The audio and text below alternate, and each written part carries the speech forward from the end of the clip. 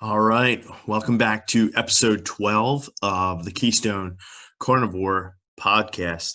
And my two guests today in the podcast are Allie and Patricia from the Carnivore Chicks. You can find them on Instagram and also their website, thecarnivorechicks.com. And we have some interesting things to talk about today. They're from California, and they're helping their community out in a great way, talking about carnivore, just like all of us carnivore coaches and health enthusiasts are online in this great community that I've been part of at the beginning of this year, and meeting a lot of great people in that. So we dive into some detail about how they got involved with the carnivore approach and their day-to-day routine with that, how it's helped with their strength in their workouts, their endurance. We also talk about some experiences that they had in school, in college, and maybe even high school, with schools pushing the plant-based agenda. And we all know how that is turning out. So we do dive into that. And I also talk a little bit about my thoughts on that and how we can help change that in a better way to help people make choices, especially the kids in school. Give them, the best options available, especially at that age when they have to grow. We also talk about where you can find them at. They have some great resources on their website. I've looked that up, so definitely get a chance if reach out to them for any questions with that. Also, just wanted to let you know some updates on Keystone Carnivore and the business that I've started. I have new business cards here, if you can see that, and then also just some of the items that I kind of help people with in the community as far as related to personal training, individual fitness assessments, carnivore coaching. So this is all done in home. So if you have that set up at home, I'd be more than glad to share the wealth of knowledge that I can deliver to you and this unique approach to carnivore, keto, and paleo. And also you can see that I'm wearing the Embrace Victory hat. I want to give a shout out to Kristen Smith. She's a cousin of mine. So on Instagram, look her up at Embrace Victory. That's probably the best place to look her up. Also on her website as well. But she's been working on some Keystone Carnivore t-shirts actually in Texas. So this is it's kind of neat to see this kind of starting to go a little more national and spreading out west. So thank you for that, Kristen. Just wanted to give you a shout out on that. But without further conversation, let's get into the podcast today.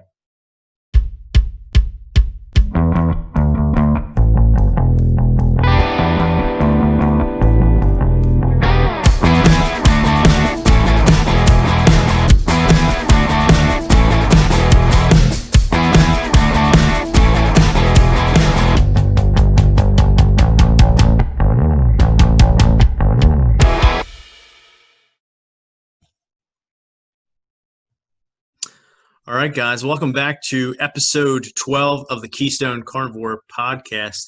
And today I have Patricia and Allie. You can find them at thecarnivorechicks.com and also Carnivore Chicks on Instagram. They are health enthusiasts who share valuable information, and they're really looking to help with lifestyle change and also help their community in an awesome way. So I've seen you both on Instagram for a few weeks now. We've been chatting back and forth with some great posts that I've seen you share, and invited you on the show today to just tell us a little bit about what you're doing. Yeah, sure. Well, part of what I really love about the carnivore community is that everybody in the community is looking to get healthier or cure some type of issue they've been having. And I know for myself, a big reason why it was so enticing is because I had gone through, eating just a standard American diet, counting calories, macros, and trying to be healthy with having a lot of kombuchas, eating a lot of leafy greens, and never understanding, why I still felt like bloated and gassy. After I'm thinking like, this must be what it's like to be healthy. Yeah. And, starting the carnivore diet, I think it was pretty easy to tell that people don't really know what it's like to feel healthy and feel good until they've removed a lot of those toxic foods.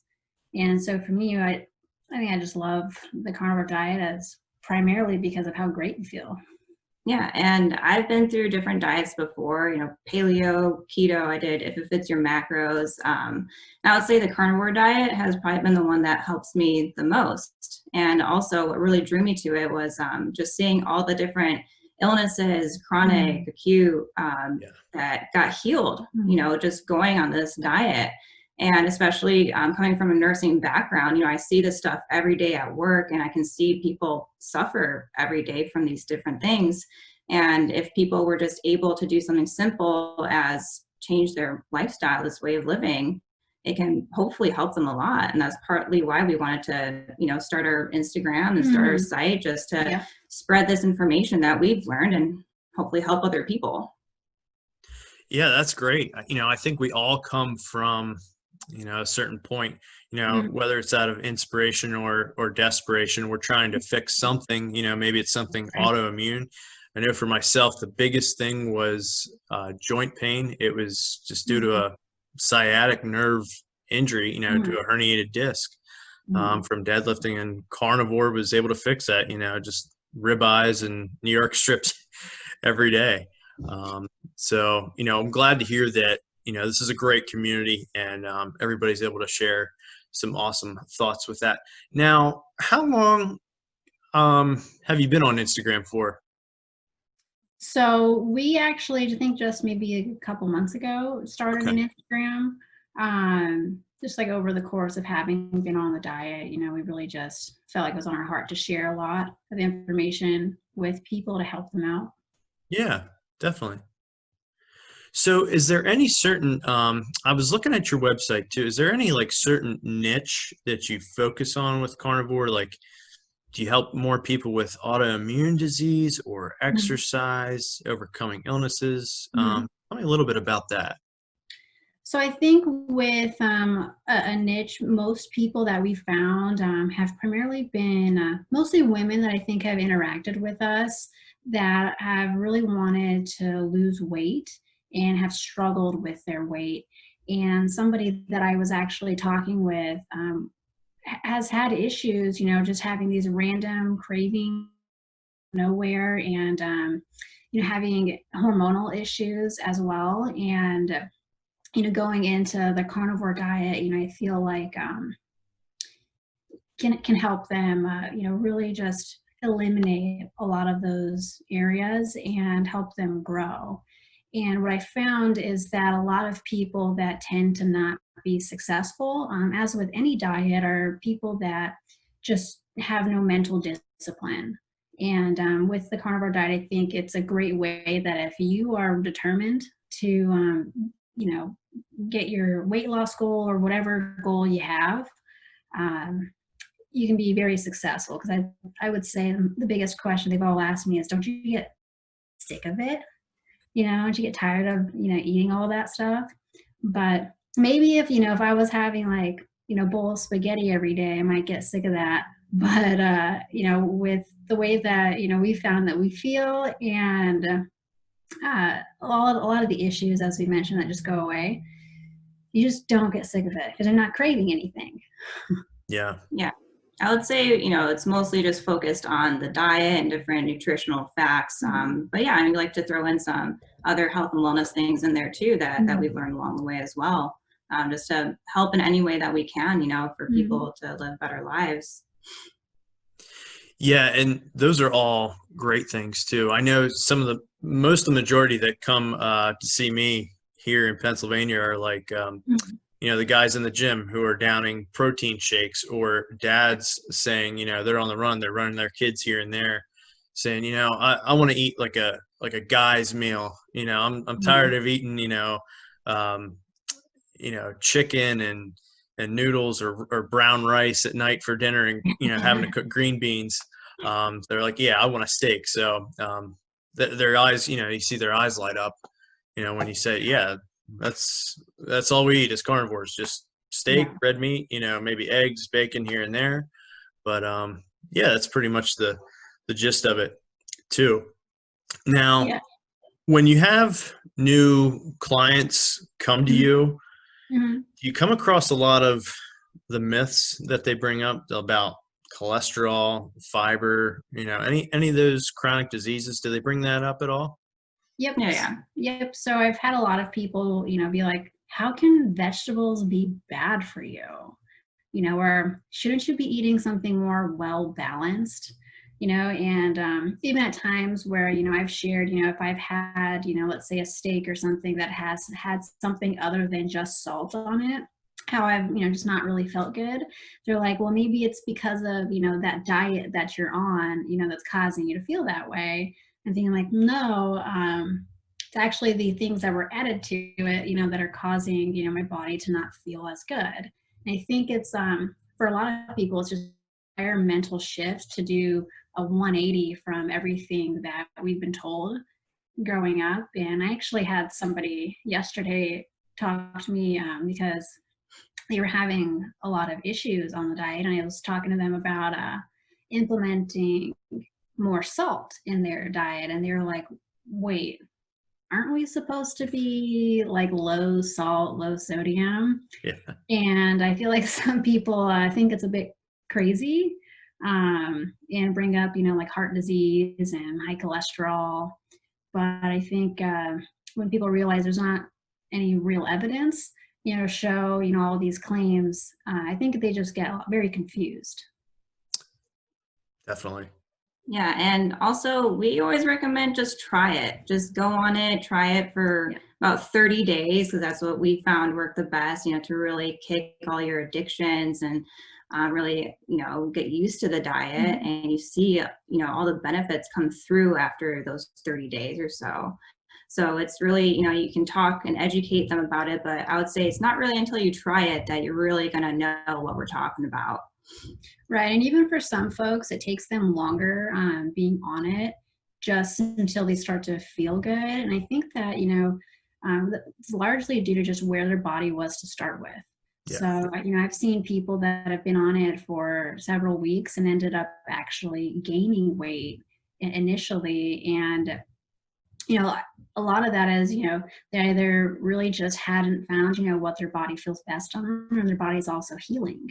And I think it gets confusing for people, when they see, especially and look at the community of the results people have, and theirs is the exact opposite.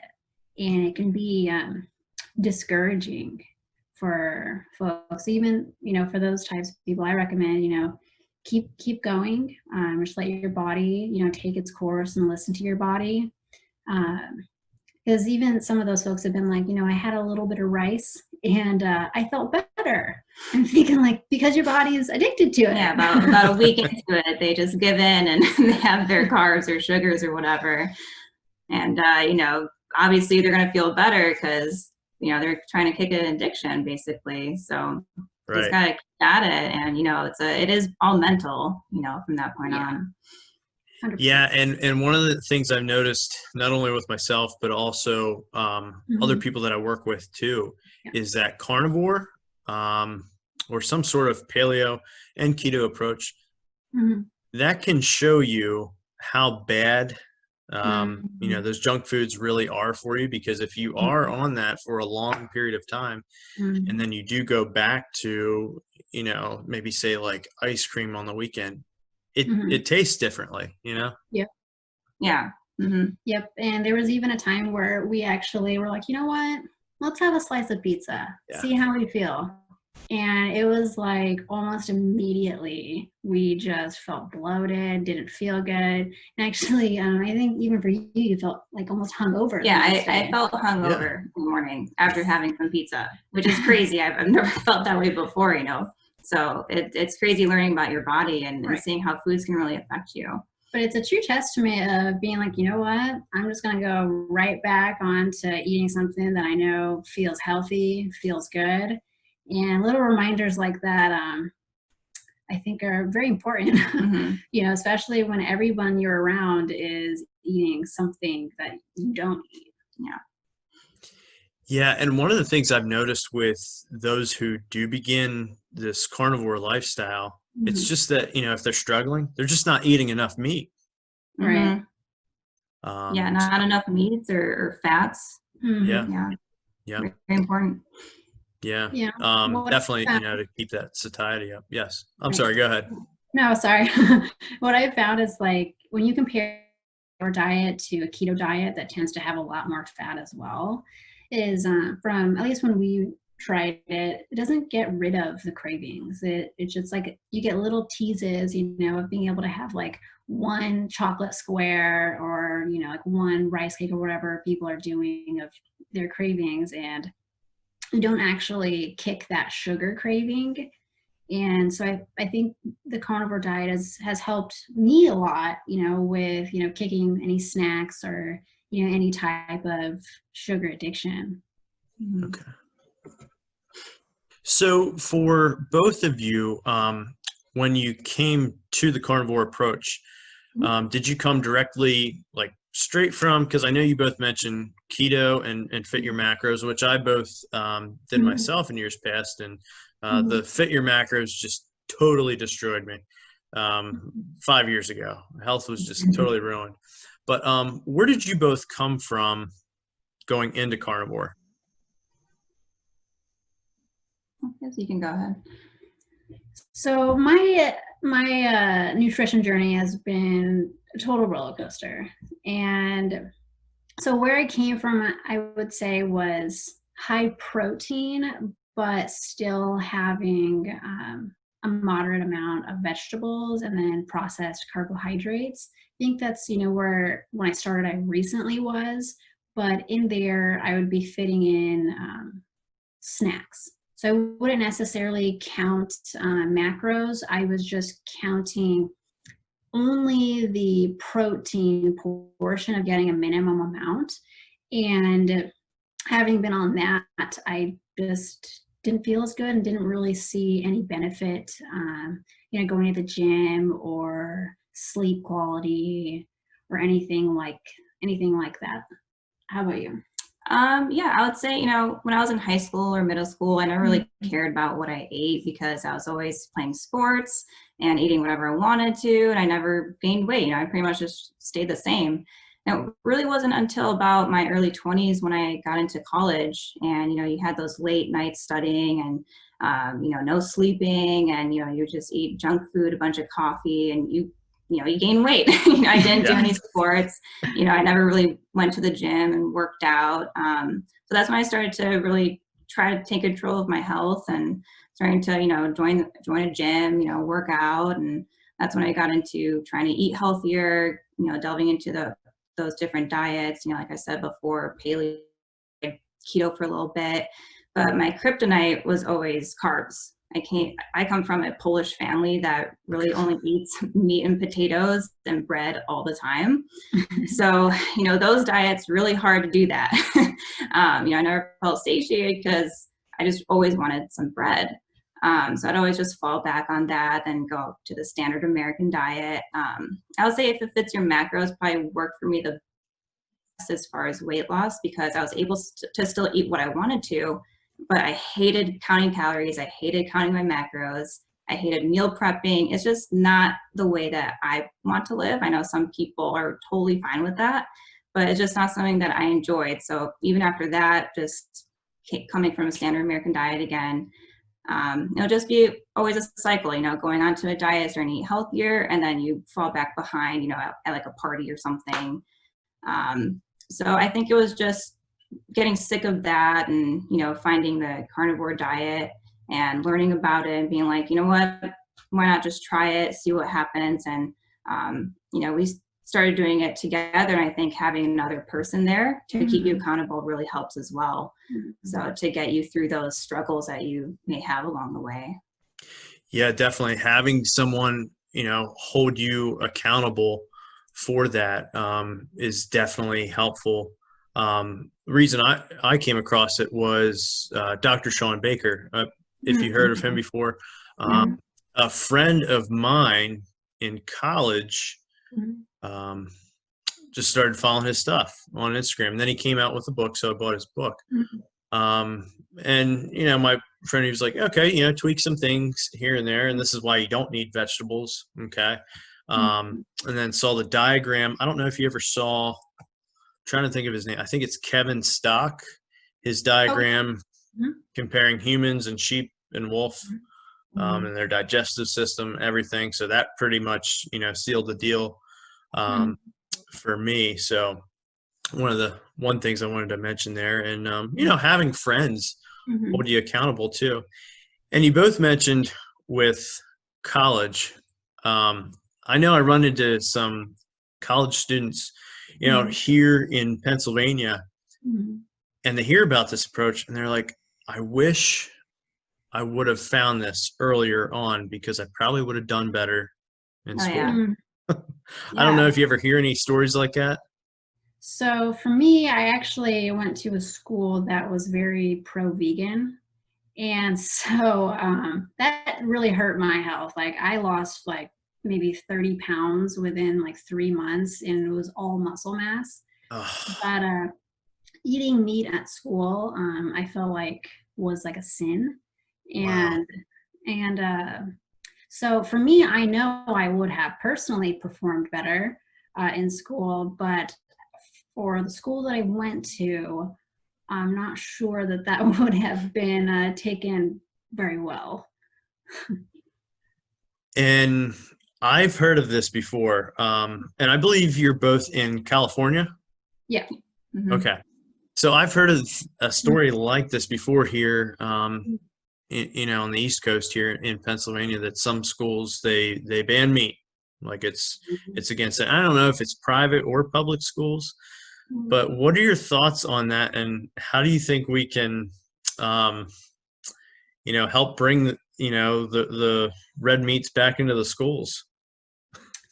I would say I'm totally against that, in that you have students at your school, you got to give them options. Yeah. And, it even goes against part of the standard American diet, because if you're not having any type of meats or proteins, you're encouraging a lot of processed foods that there is, a lot of evidence to say that's bad, and giving people options at the very least of bringing red meat back in. And I know for me, probably a big part of why my school was more pro-vegan is because it was a public school.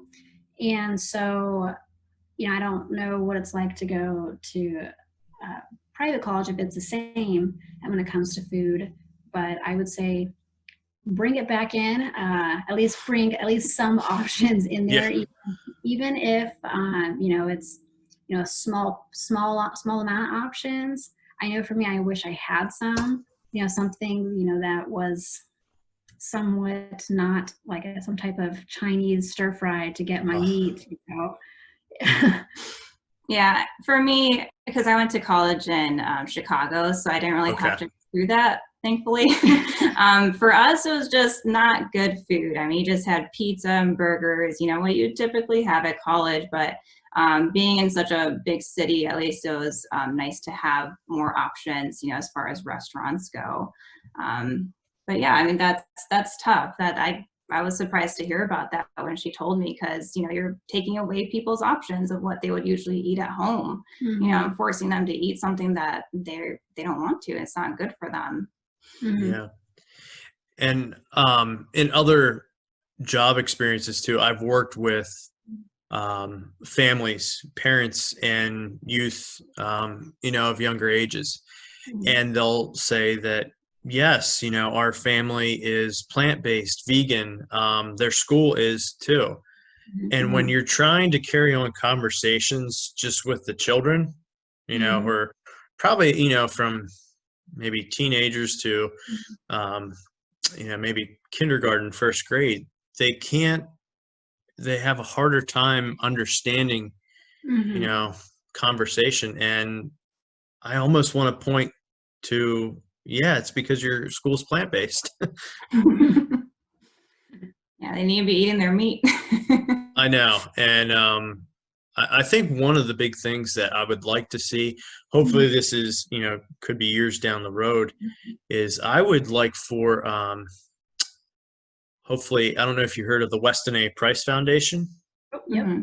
I'd like to see them get into this, like every school in the United States, because I think that would just do, you know, wonders for all the kids, you know, from, you know, kindergarten all the way up to high school and even colleges too. Yep. Yeah. I agree. And just even getting information, you know, out there and letting people decide for themselves. You know, because we've come across a lot of vegans that, you know, even though, you know, they may want meat because, you know, it could be healthier, you know, they still just don't want to eat it because they just have a belief of not eating animals. And that's fine, you know, as long as they're at least honest about it.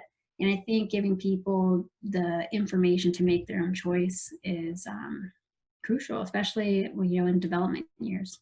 Yeah. Yeah, and also, you know, when we tell people that we eat steak almost every day, they're surprised because, you know, they're like, aren't you going to die of a heart attack in your early 30s? But no, I mean, it's just education and people don't really know about this. So, you know, it's great that, you know, you're doing your podcast. You know, I see a lot of people on Instagram and different websites, you know, it's just spreading this knowledge and trying to get rid of the nutritional dogma that we've been taught and we're so used to. Because you do see it in anyone that you talk to who hasn't heard of this. They're always going to say the same things to you, always have the same concerns. So you just got to, you know, read up on some knowledge and try to, you know, educate them.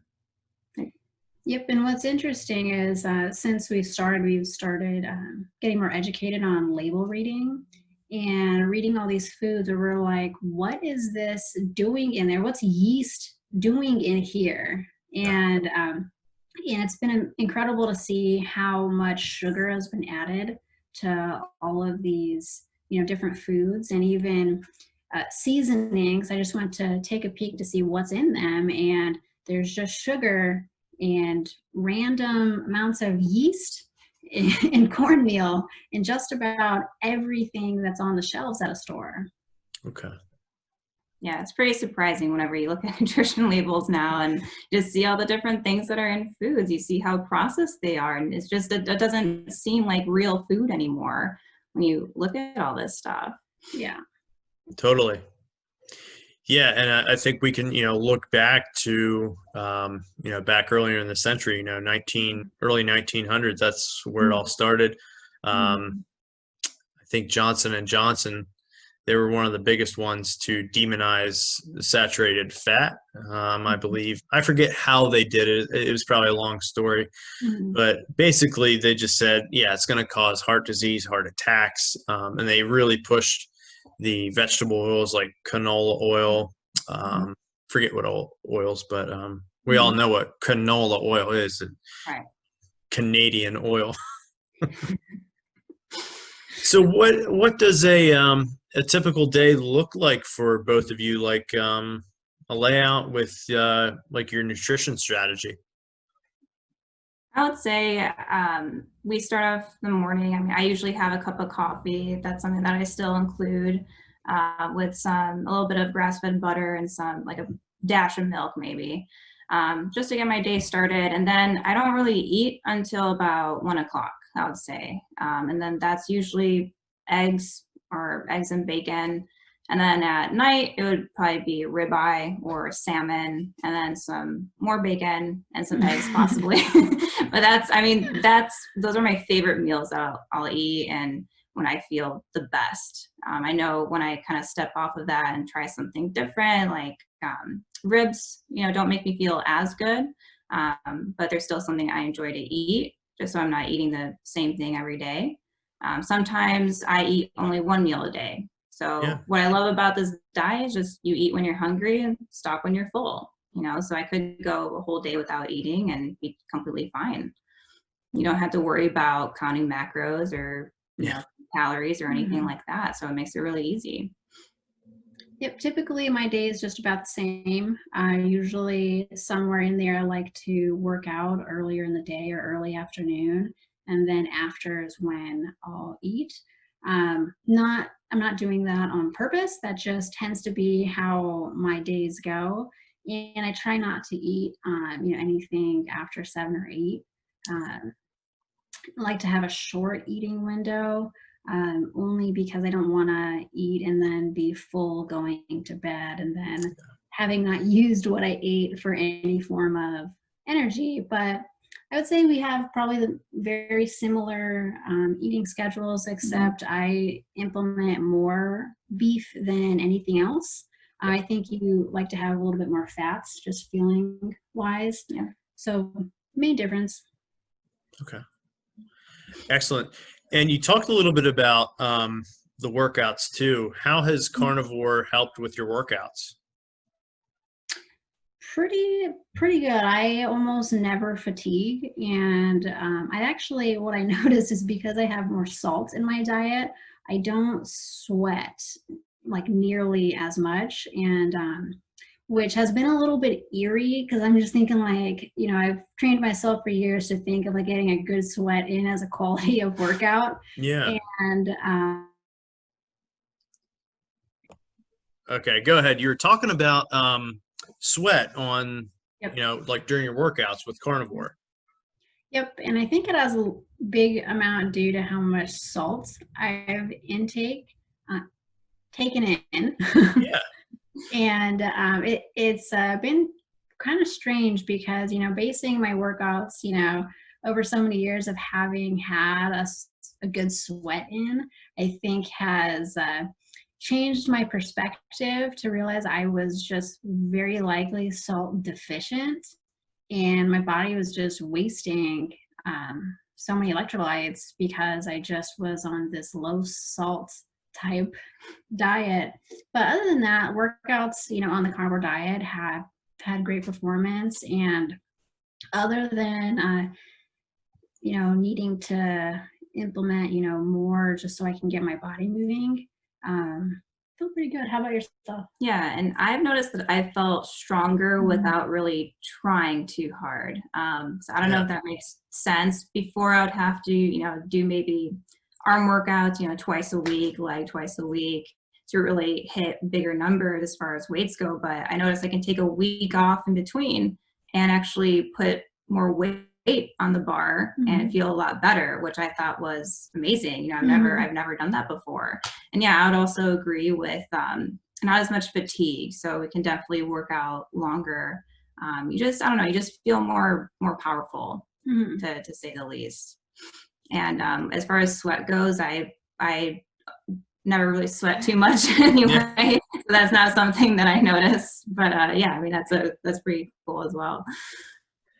And yeah, I mean, it definitely helps with strength too. I don't know if you both ever came across this with any endurance runners.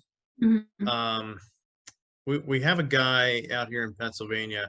I think it's called Zeroing In on Health. Charles Washington. He's a big distance runner. He runs a lot of marathons out here this way. And he always reported, even at like the highest altitudes, like eating maybe a pound or two, of red meat before going out. And you don't see him grabbing, Gatorade gels or Gatorades or even, I mean, he said he wasn't even thirsty at all. And he was setting record times in his 50s. So that's something I came across with endurance athletes too. I don't know if you ever see anything like that at all. Not from the people we've interacted with, but we've read a lot of stories like that. Yeah. And I would say the only thing that we've maybe heard of is I think I read a story about a guy that was wanting to hold his breath for a really long time underwater, and having more meat actually helped him achieve that goal. I never heard of that one before. Yeah, I think I was on a Reddit page. Okay. I'm sure that would help. Mhm. Yeah, I don't know as far as endurance goes, because I was never really a long distance runner. I'll maybe do sprints here and there, but Yeah. I could totally see that as a benefit as well. That's pretty cool. I didn't know that. Yeah, definitely. And also, real quick, favorite. I know you post some things with recipes. Do you have like any alternative recipes? Different ideas for like a carnivore meal? I would say we've been pretty boring with what we eat. Same here. So usually when we've gone out and cooked other things, it's because we've been cooking with other people that need a little bit of something else, or maybe we'll test out what people could eat if they want to be more carnivore-ish. But other than that, we've been pretty plain Jane when it comes to food. Yeah, I would say we post recipes that we used when we first started out, just to help kind of transition yourself into the diet. Maybe it's not so boring, but eventually you'll get into the more boring stuff. Yeah. And that's just all you're gonna want to eat. I think one of our favorite recipes, though, it's really simple. You just kind of melt cheese in a pan, and it's just like a little potato chip almost, and that's like something good to have as a snack if you want something else other than ribeyes. We've also tried different liver recipes, because liver is still kind of hard to take down for us. We're working on it though. So it's such a nutritious food when it comes to all animal-based diet. So we made some pate. You can still get it down with some pork rinds. But yeah, so still working on that. Okay. Experimenting with like other nose to tail organ meats at all? So we want to, but it's really hard to find a lot of those organ meats out here. Okay. We don't really have a local butcher. And so a lot of the stuff we just have to try and find some small markets or work directly with a ranch. Yeah. But then they only have what's available, because they're not just butchering a cow so you can get their heart. Yeah. And that would depend on the area you live in too, which can make that a little tough as well. One of the things I really like, if you ever come across this out your way, is bone marrow. Yep. That's really good. Kind of tastes like an oyster a little bit. You just I like to put it in the oven and then just kind of like scoop it out with a spoon. Yeah. Put a little bit of butter on top of that, and that's always kind of like a nice snack too. Yeah, we found whenever we've even made like a broth and have used bone marrow, that we can definitely see like the dogs just like zooming in right there, just waiting, to see if they can get some of the broth. And it's just, we're like, dang, they just really know instinctually, they just want that, more than anything else that we make. Yeah, hopefully one day we could get a whole or half of a cow. So I know that we just went to a farmer's market where they had a rancher there who does that. So hopefully we could do that and get all our meat and maybe some organs from there, and just try things out. Yeah. Awesome. So Allie and Patricia, before we close out for today, any motivational quote that you both live by, any advice you have for beginners that you'd like to share? For me, I would say there's no motivational quote in particular that I would go by, but I tend to just tell myself, just do it, kind of taken off of Nike a little bit. Because if people, at least when I even was thinking about this particular lifestyle, it was like, I just don't see how that could work.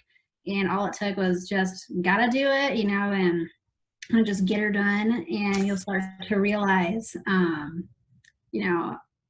some great things. And with advice for people that start is to be patient and open up your mind to it. Yeah, and like we said before, allow at least 30 days to do it. Just really give yourself the time to go through that whole transition process. And if you do fall behind, just get right back on. I mean, that's the best advice that I could give. You're going to have weak moments, but you always have the opportunity to get up the next day and just restart, and go from there, keep at it. Yeah. Yeah, that's awesome stuff. Just keeping it simple. I think this is a simple approach to food and lifestyle, but sometimes people don't look at it that way, and I can see how that can be. So great information that you shared today with that. So we mentioned we can find you at your Instagram page, also your websites. Or your website, thecarnivorechicks.com? Yes. Okay. And any other places where people can find you at? So we are on pretty much all platforms. Okay. On Twitter and Facebook as well. We're on there, not quite as active on there. People, when they really wanted to find us, going to our website and Instagram is likely going to be the easiest way. Okay. Awesome.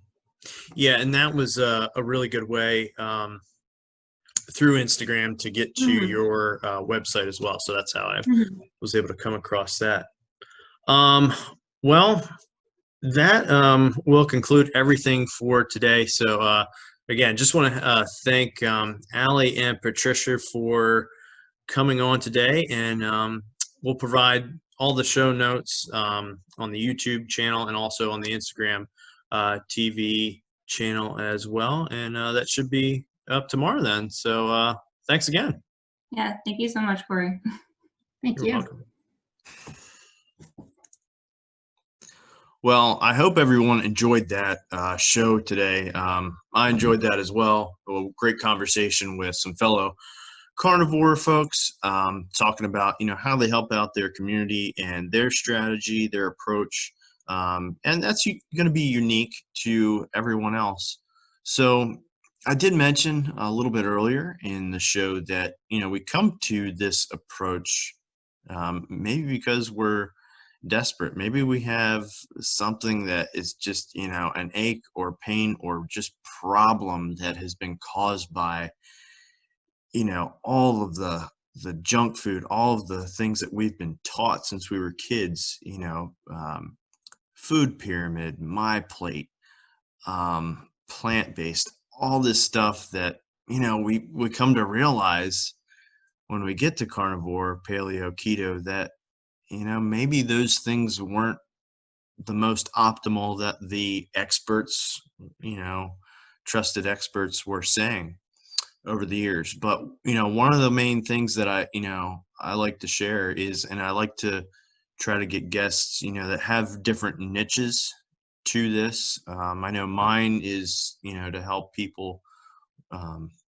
with, strength training with this. I mean, this has done wonders for a lot of people, but not just strength training, but healing joint pain, reproductive health, autoimmune disease. That's a huge one that I've seen help people with so much. Skin conditions, cognitive function, and we also mentioned in the podcast today too that can help if you're in school, maybe think a little bit better. And it's something that I think we all wish that we would have done in college instead of, drinking tons of coffee to keep us up at night, to study for long, and big exams. So, excellent points that we shared today. So once again, thank you to Allie and Patricia for that today. But again, if you guys have any questions, you can follow me at Keystone_Carnivore on Instagram. That's mainly where I post a lot of information. And then this will also be up on the YouTube channel and Instagram TV later this afternoon. So until then, train hard, stay strong, and eat meat and be healthy.